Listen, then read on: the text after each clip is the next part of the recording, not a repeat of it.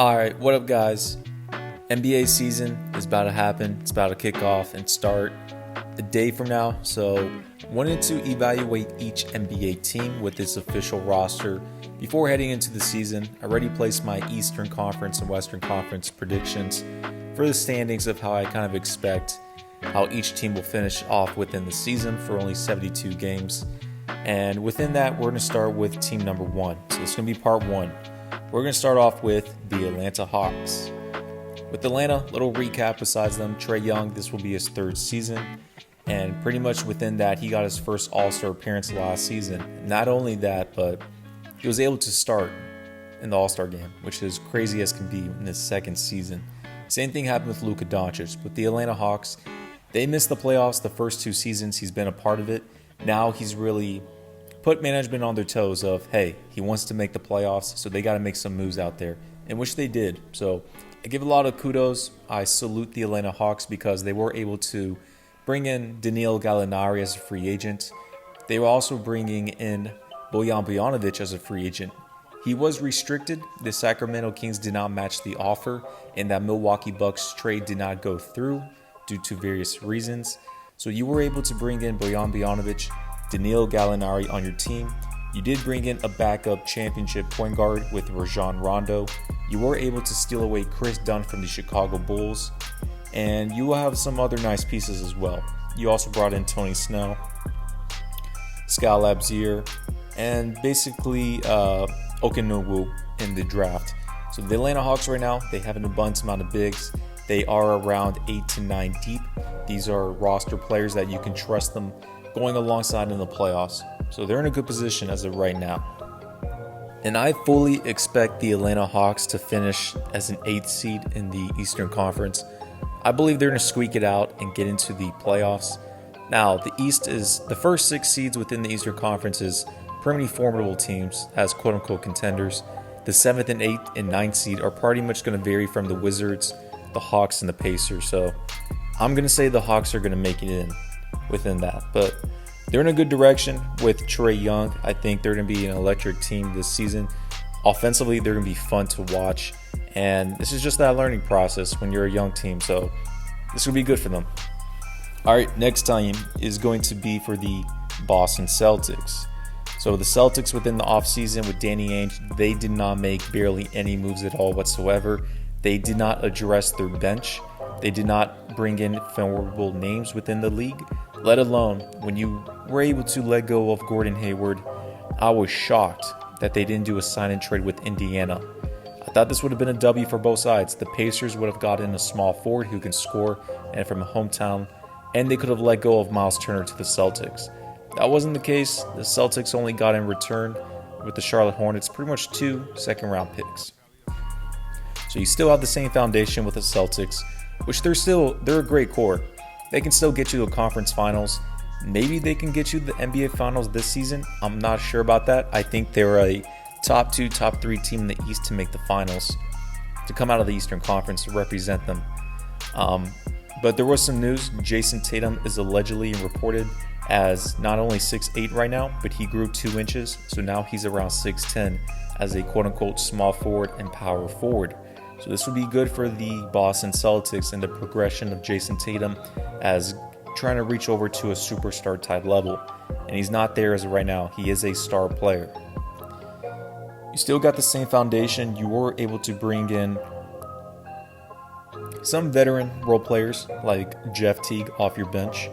That's going to be somewhat nice within their team. And as well as the center from the Cleveland Cavaliers, Tristan Thompson.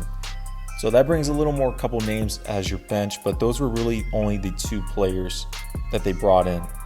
Everyone else is pretty much the same. I really expected them to go for Steven Adams.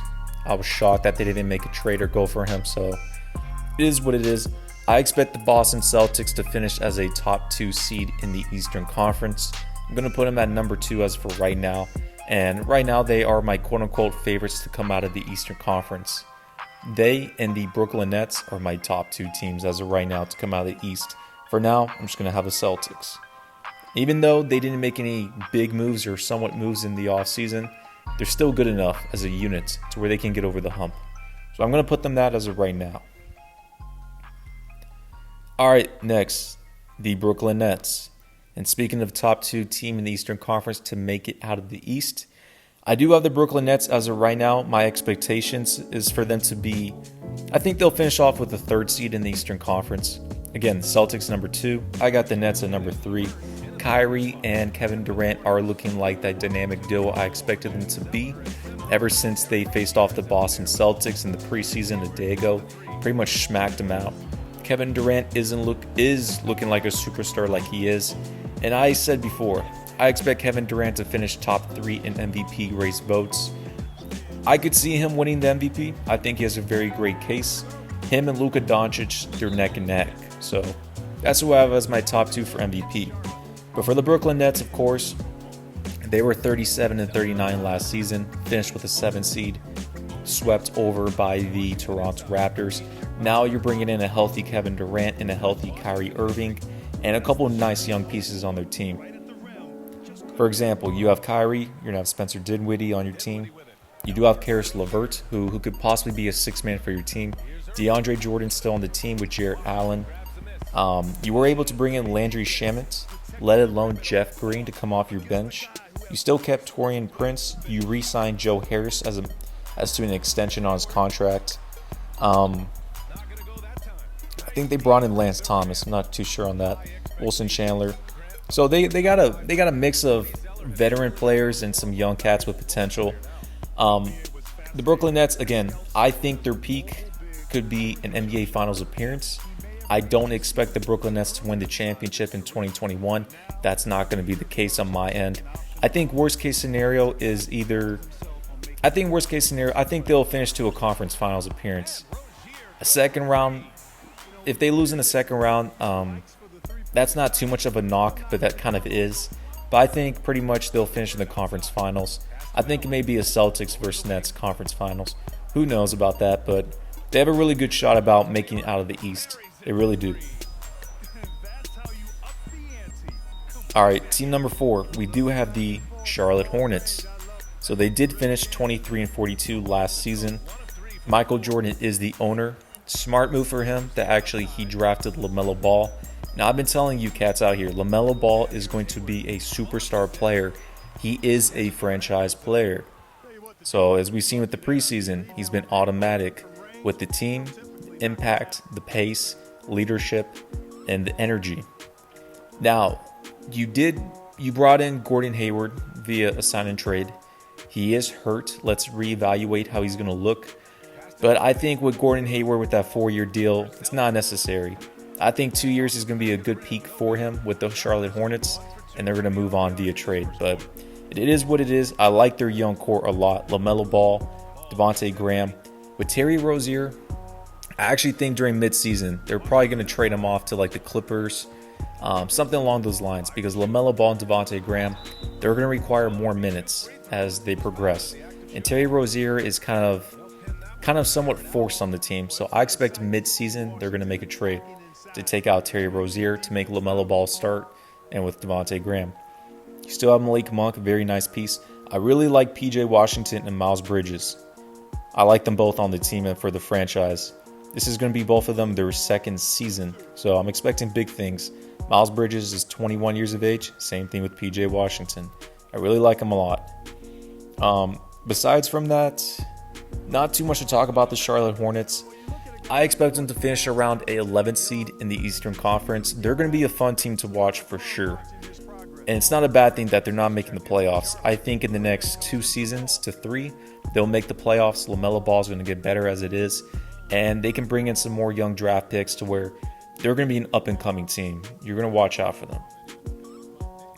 All right, the Chicago Bulls. They finished 22-43 last season.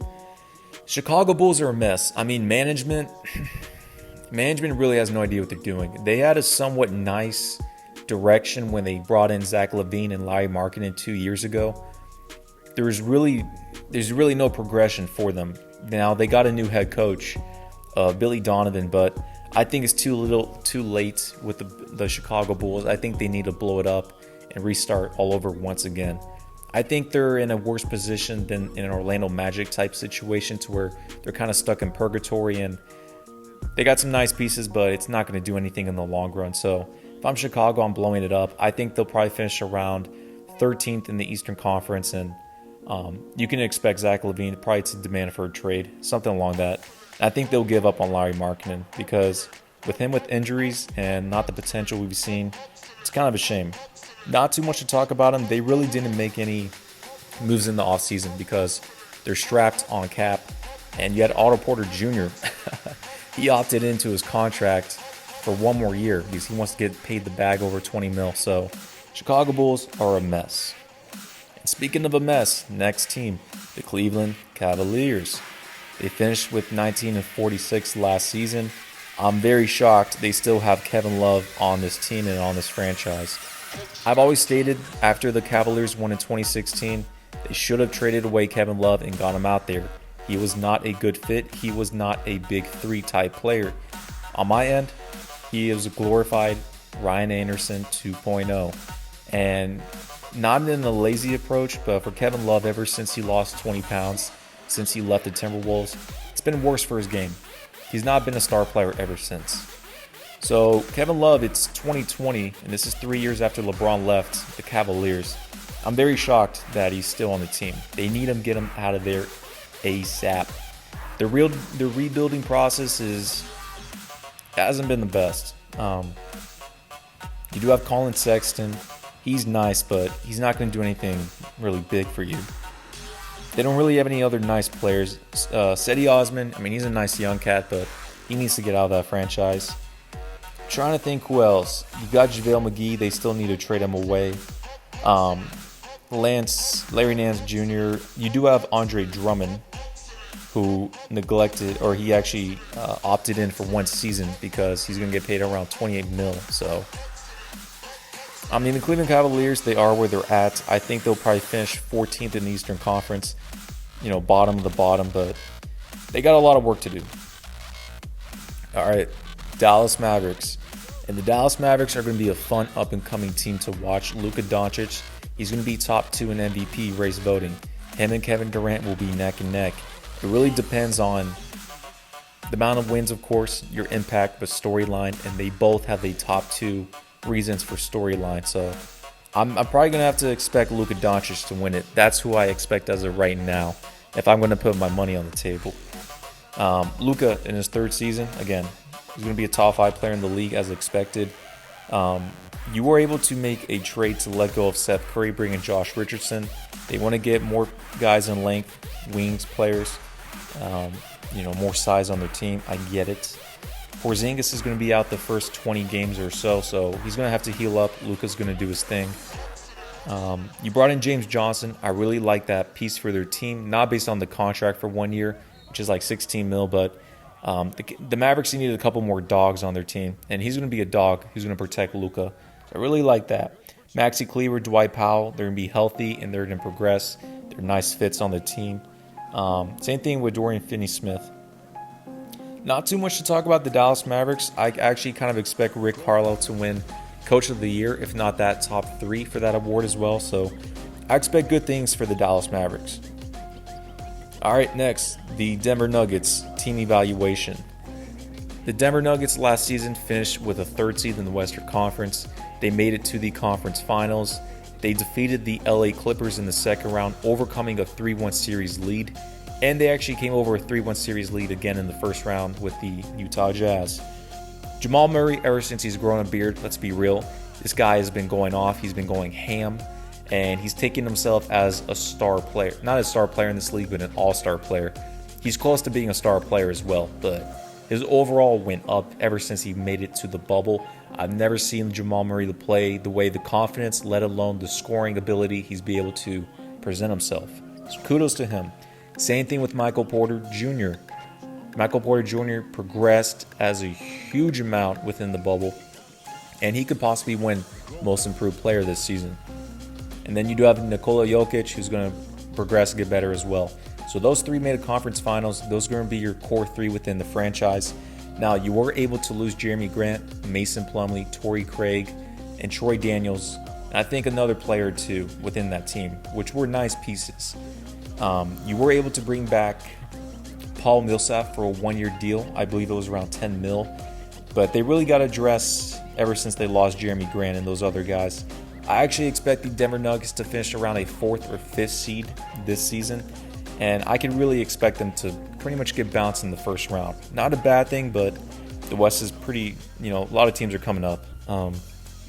They're really going to have to retool during this midseason to bring in some veteran players pretty quickly, though. All right, Detroit Pistons. They finished 20-46 the last season. Not a lot to talk about them. I actually expect them to probably be the 12th seed in the Eastern Conference. Looking down They're upon not the going to have a Tower winning Bridge, record. spanning the They're not going to make Sacramento. the playoffs. They need to rebuild ASAP. Dwayne Casey needs to be out of there. Blake Griffin, Derrick Rose, and etc.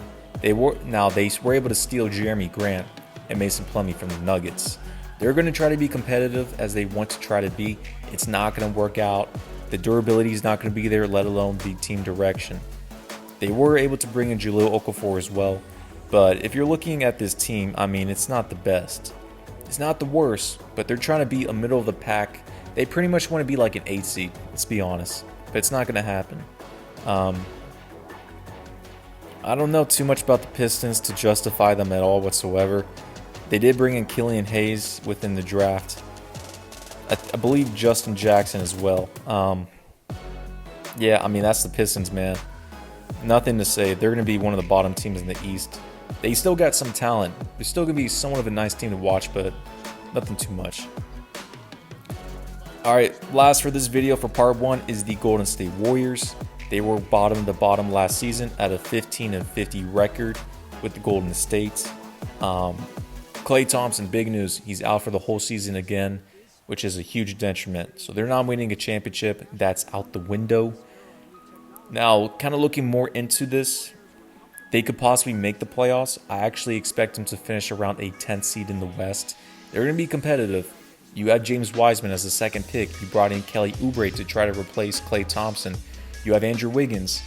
But I think when push comes to shove, Steph Curry really flourishes with that team with Klay Thompson and himself together. They're still going to be competitive, but I think they're not going to make it at the very end. So the Golden State Warriors, I know some people have them into the playoffs, which could be the case. I could be wrong, but the other teams I'm going to cover in the West, they're just kind of stacked and they're too deep. Golden State, I think they're probably going to have to. I think they're going to be competitive, but mid-season, they're just pretty much going to aim towards another lottery pick when it comes down to it. But we'll see, man. All right, this is going to be the end of part 1. I have 2 other parts coming out, so click on there and we'll jump in and evaluate the other 20 teams in the NBA.